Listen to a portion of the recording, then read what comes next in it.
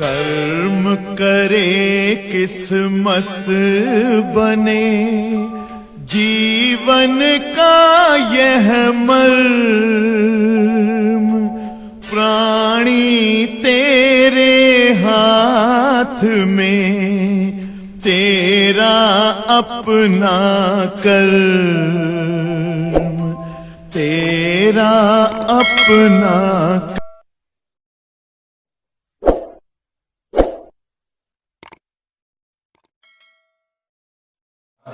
प्यारे बच्चों, पृष्ठ तनाव चैप्टर के न्यूमेरिकल हम लोग लगा रहे हैं। एक प्रश्न हम आपको बोलते हैं, आप सुनिएगा।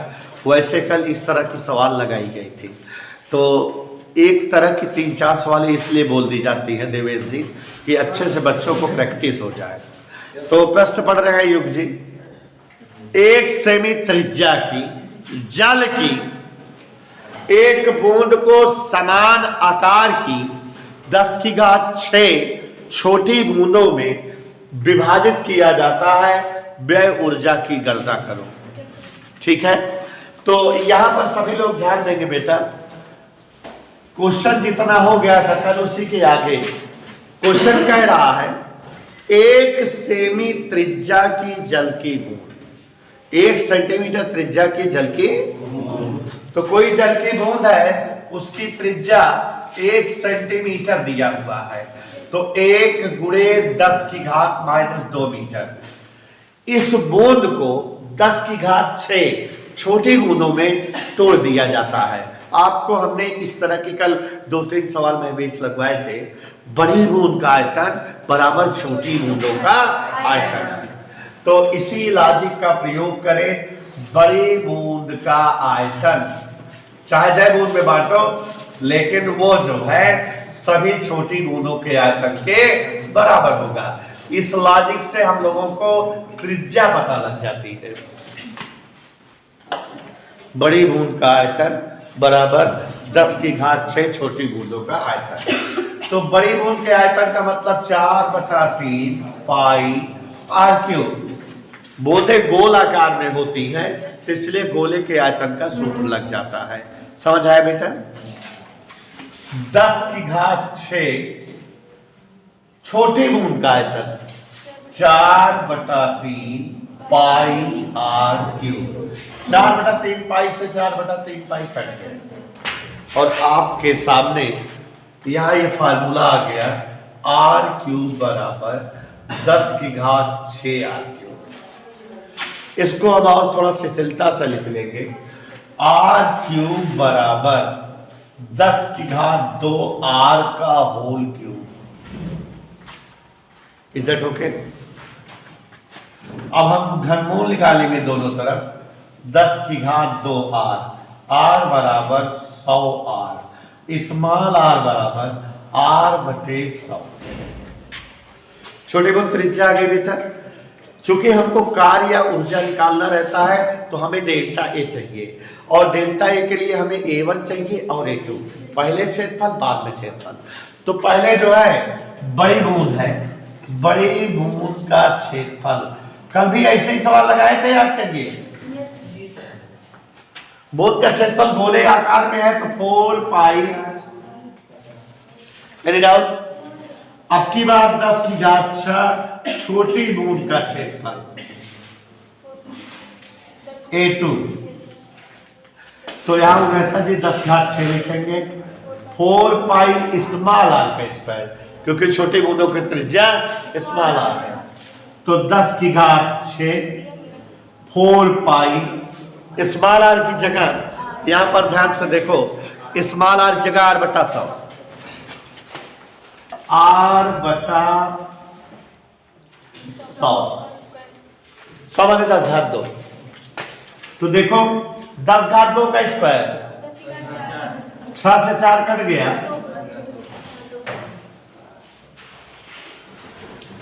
इधर ओके। ये आ गया बेटा 400। ये हमारा A2 आया। अब डेल्टा ए निकालते हैं, तो स्क्वायर जी डेल्टा ए बराबर A2 - A1। आगे बढ़े। A2 जगह हिमांशु 400 पाई आर स्क्वायर, A1 जगह 4 पाई आर स्क्वायर घटा दे। तो लोनम जी 400 में 4 घट गया, इधर ओके। हमको कार्य पूछ रहा है या व्यय ऊर्जा पूछ रहा है, चाहे जो पूछ निकाल लेंगे। देखो बड़ी गुण का क्षेत्रफल A1, छोटी गुण क्षेत्रफल A2, घटा दिए डेल्टा आ गया। अब जो भी पूछे, इसलिए व्यय ऊर्जा हाँ T × डेल्टा A। यहां पर ध्यान रखे रहिएगा एग्जाम में कि जब एक ही चीज रहेगा तो T × डेल्टा A, घोल रहेगा T × 2 डेल्टा A। गलती हो जाती, कभी 2 नहीं लगाते हो या कभी 2 लगा देते हो भूल से। तो पृष्ठ तनाव देखो दिया है 7.2 गुणे 10⁻⁻2। डेल्टा ए आया हुआ है 396 पाई आर स्क्वायर।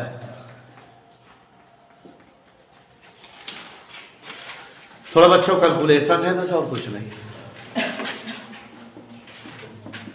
7.2 396 पाई मान 3.14 गुणे 10⁻⁻2, आर के मान 1 गुणे 10⁻⁻2 होल स्क्वायर। आवाज नहीं, कैलकुलेशन करें अपने आप आएगा। चलिए पहाड़ा पढ़ते हैं। चलिए 72 का पहाड़ा पढ़िए 396, 72 छंग 432, 432 के 2 हासिल 43, 72 9 288, 72 9 638। तो यहां पर जो है हासिल हो गया 64, 4 3 7 6 4 नहीं हासिल किया ना जोड़े 43 हासिल आया था, जोड़ दो 8 3 11 64 4 68 69 हासिल आया। अब 72 तिहाई 216,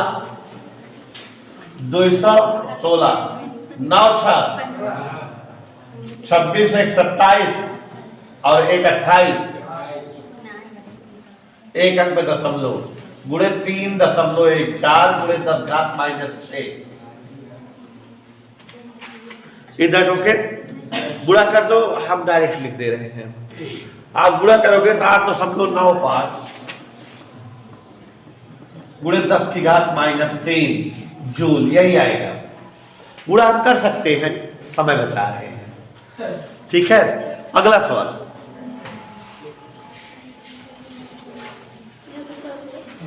अगला प्रश्न पढ़ रहे हैं, बोल।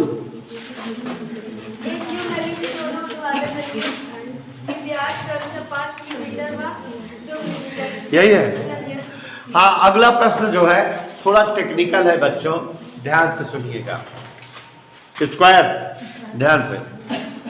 एक यू नली की दोनों ऊर्ध्वाधर नलियों के व्यास 5 मिलीमीटर व 2 मिलीमीटर। यू के आकार में कोई नली है, दोनों का व्यास दिया है। तो बच्चों आप समझ रहे हो, दोनों नलियों की त्रिज्या निकाल सकते हो। व्यास क्या था? कह रहा है दोनों नलियों के व्यास 5 मिलीमीटर व 2 मिलीमीटर है। तो 5/2 मिलीमीटर, 2/2 मिलीमीटर। तो ये हमारा जो है 5/2 गुणे 10⁻³ मीटर, ये हमारा 1 गुणे 10⁻³ मीटर। त्रिज्याएं आ गई दोनों, जो यू आकार की नलियां थी उसकी दोनों नलियों का जो है त्रिज्या आ गई। ध्यान सुनिएगा, इनमें जल भरा है। जल स्तंभ की ऊंचाइयों में अंतर, यहाँ जो पहले वाले में जल भरा है और दूसरे वाले में जल भरा है, दोनों के जल के स्तंभ की ऊंचाइयों का अंतर बताना है।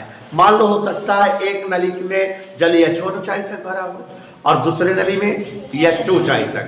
अंतर पूछ रहा माने H1 माइनस H2 पूछ रहा है, दोनों की ऊंचाइयों का फर्क, त्रिज्या दिया है। ध्यान दीजिएगा स्क्वायर जी।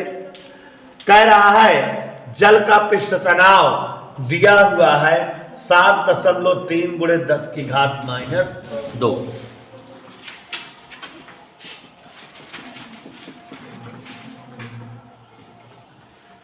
H1 माइनस H2 पूछ रहा है। क्या पूछ रहा है? गौर से देखिएगा। H1 माइनस H2, हमने आपको सूत्र पढ़ाया है, H बराबर 2t cos थीटा बटे r dg। तो 2t cos थीटा पहले वाले नली के लिए बटे r1 dg। d और g जल का घनत्व तो गुरुत्वीय त्वरण फिक्स है, माइनस 2t cos थीटा बटे r2 dg। कोई डाउट? H2 का सूत्र ये होगा, H1 का ये H बराबर 2t cos थीटा बटे r dg होता है। तो पृष्ठ तनाव, स्पर्श कोण, घनत्व, गुरुत्वीय त्वरण ये तो कांस्टेंट है, तो बदलेंगे नहीं। दोनों जो है नलियों में जल ही भरा है। तो अब कॉमन ले लो, 2t cos थीटा बटे dg 1/r1 1/r2। कैलकुलेशन करेंगे आंसर आ जाएगा। तो देखो जरा, 2 गुणे t पृष्ठ तनाव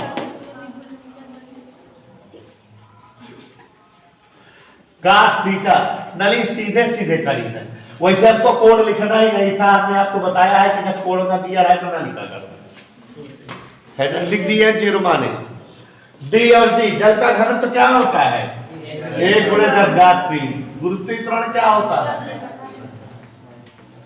1/r1 5/2 r2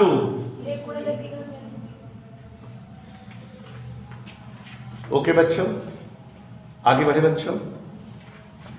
कैलकुलेशन है 2 का इसमें गुणा, 2 तिहाई 6, 2 7 14। देखो 3 और 1 ऊपर जाएगा ऋण 4, तो ऋण 6 हो गया। समझ आया? इसमें देखो जरा अंजलि सेट कर रहे हैं, 10 का आधा 3 ऊपर जाएगा, क्या हो जाएगा? माने 1000। क्या हो गया? 1000। नीचे 5 को 2 से भाग दे,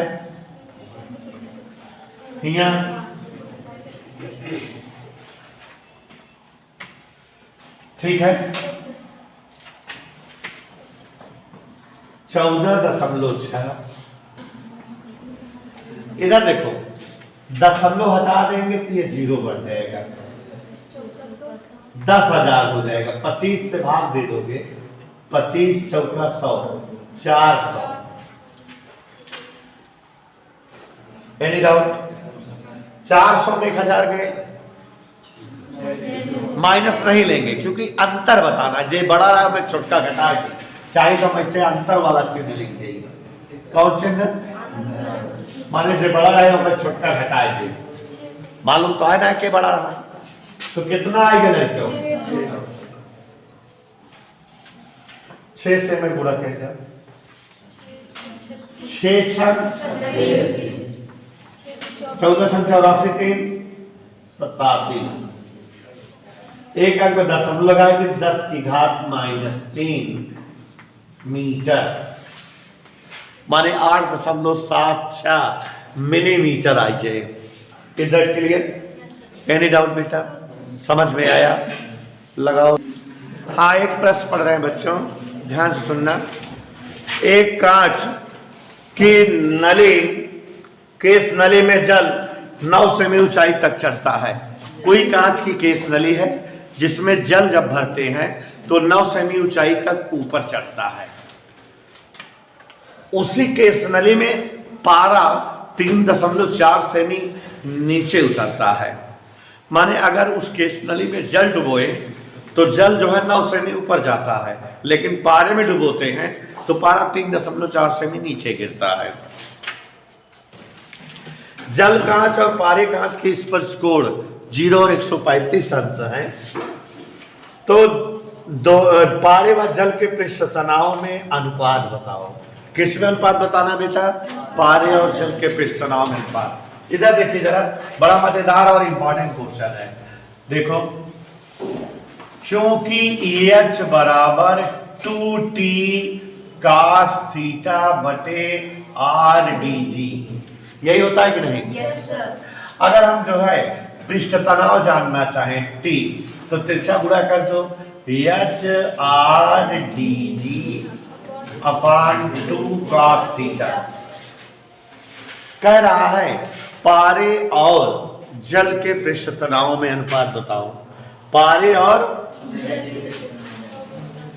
इसलिए पारा व जल के पृष्ठ तनाव में अनुपात। अंजलि बोर्ड पर देखो, बढ़े आगे, गौर फरमाइएगा। टी फॉर पारा मरकरी अनुपाते टी फॉर डब्ल्यू वाटर जल। ठीक है, तो मान धरो टी का सूत्र देखो है एच, पारे के लिए H1 मान लेते हैं, पारे कुछ है क्या हुआ है? आर के शरीर तो गया है, त्रिज्या है। अब यह घनत्व तो क्या लिखा? पारा क्या है? घनत्व तो अलग होता है जी। वृत्तीय त्वरण 2 cos थीटा, थीटा पर पारा, पारे का स्पर्श कोण अलग देगा। अनुपात ऐसे ताड़त रहा H2 जल डी आर डी भाग जल इंटू जी।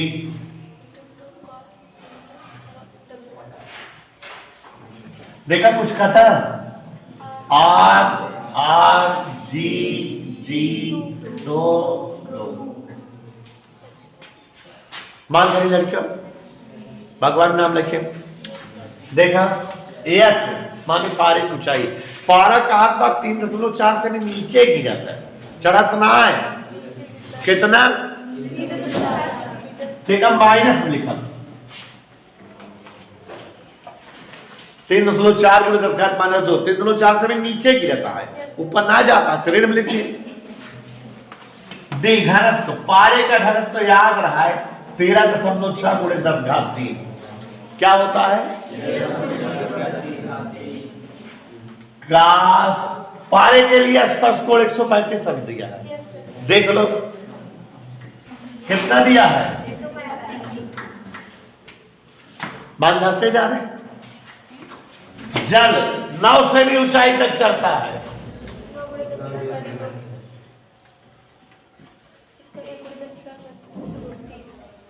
माइनस का पगली,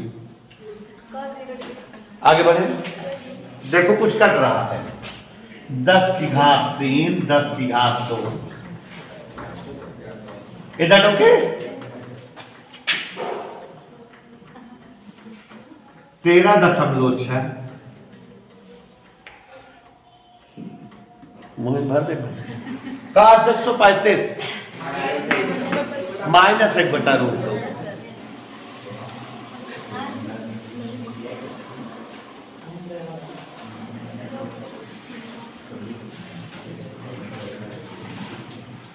माइनस से माइनस वाली क्यों? √2 ऊपर गए। 3.4 गुणे 13.6। कौन दिक्कत? कछु कटत पिटत हो लड़कियों तो काट पीट दे जाओ।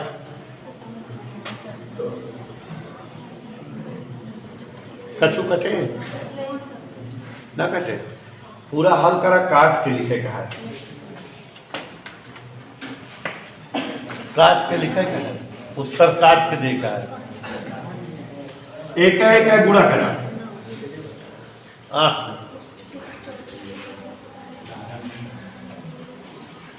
3.4 गुणे 13.4 गुणे 1.414।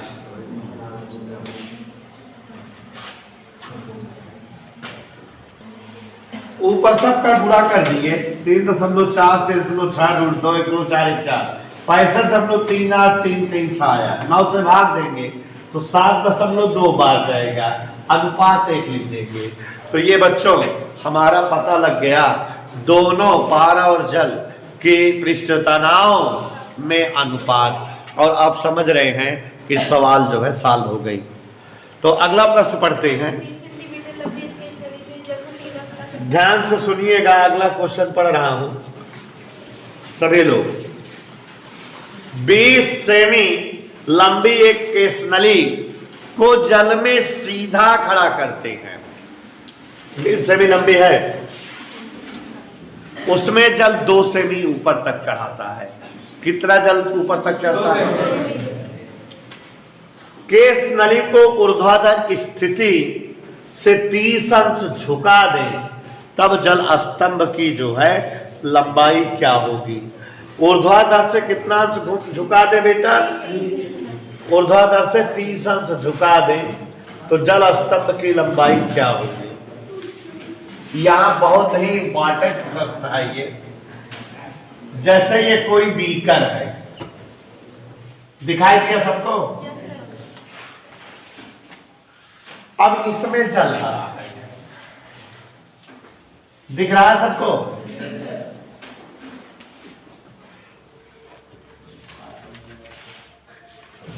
बेटा इसमें एक केस नली डुबाई गई, क्या चीज? ऑलरेडी ये केस नली जो है 20 सेमी लंबी है। कितना लंबी है? तो इसमें जल 2 सेमी ऊपर चढ़ाया यहां तक, कोई दिक्कत? क्वेश्चन समझो, क्वेश्चन। ये कोई केस नली है 20 सेमी लंबी, कितना पानी ऊपर तक चढ़ाया? समझ आया? अब इस केस नली को ऊर्ध्वाधर से 30 अंश झुका दिया जाए। ऊर्ध्वाधर से ये केस नली है और इसको 30 अंश झुका दो। यह केस नली और तो ऐसे कहते हैं। तो ये केस नली जब जो है इस तरफ जाएगी,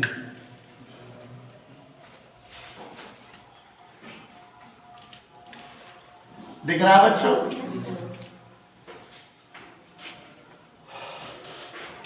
ये तो हम जान रहे हैं कैसे नहीं है, 2 से भी है ना ये। अब केस नली में कितना ऊंचाई तक पानी, ये हमको बताना है।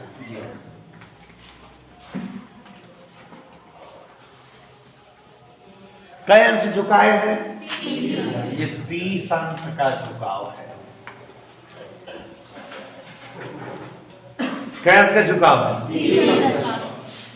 30 अंश का झुकाव है। अगर बेटा हम इसे इस तरह से, अगर ऐसे जो है एक समांतर रेखा खींचे ऐसे, ये तिर्यक रेखा है, ये कोण बराबर होंगे। ये 30 है तो ये कितना होगा? ये वाली लंबाई अगर यल मान लो, कितना जो है लंबाई में जल भर गया है, यल लंबाई, यही पता करना है। और यहां से यहां तक तो आपको पता है 2 सेमी।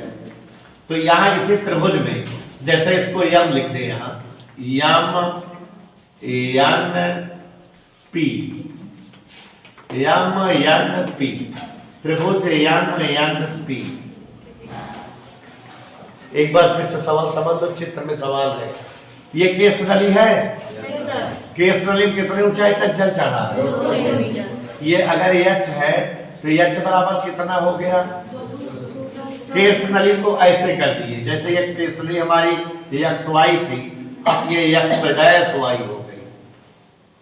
अब पानी जो इसमें सीधा सीधा था, ऐसे लेट जाएगा कि नहीं? कितना गहराई तक पानी गया ही बताना है, यल बताना है। क्या बताना है? कई अंश झुकाए हैं इसको, तो यहाँ कितना कोण हो जाएगा? केस नली के समांतर एक ऐसे रेखा खींच दी है। ये 2 समांतर रेखाएं हैं, ये तिर्यक रेखा है। तो ये एकांतर कोण बराबर बराबर होंगे कि नहीं? गणित के हिसाब से दो समांतर रेखाओं को कोई एक रेखा कट करती है, जितना कोण ये उतना कोण वो, एकांतर कोण। ये 30 है तो वो भी 30 हो गया कि नहीं? ये यहां से यहां तक ये हाइट पूरी देखो ये x है, और ये कितना है, यही बदला करना है। तो अब cos थीटा लगा दे, cos 30 अंश बराबर आधार बटे कर्ण h बटे l। cos 30 का मान h का मान 2 से तिरछा गुणा कर दो, यल 2 दूनी √3 से गुणा करके परमेयीकरण 4√3/3 सेंटीमीटर। जल इतने ऊंचाई तक जो है इसमें चढ़ जाएगा। कोई दिक्कत बेटा? समझ आ गया? Sure and certain?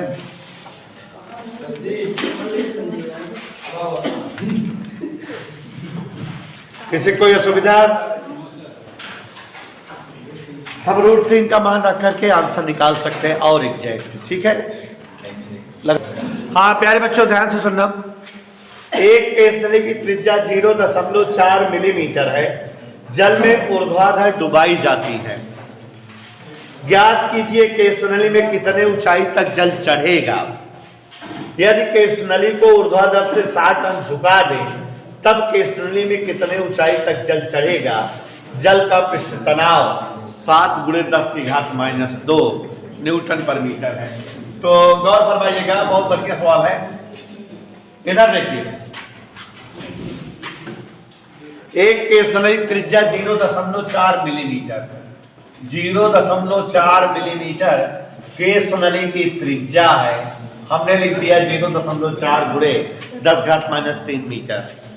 और इस केसनली में कितने ऊपर तक जल चढ़ेगा, पृष्ठ तनाव दिया है। या इधर देखो जरा, पृष्ठ तनाव 7 × 10⁻² न्यूटन पर मीटर।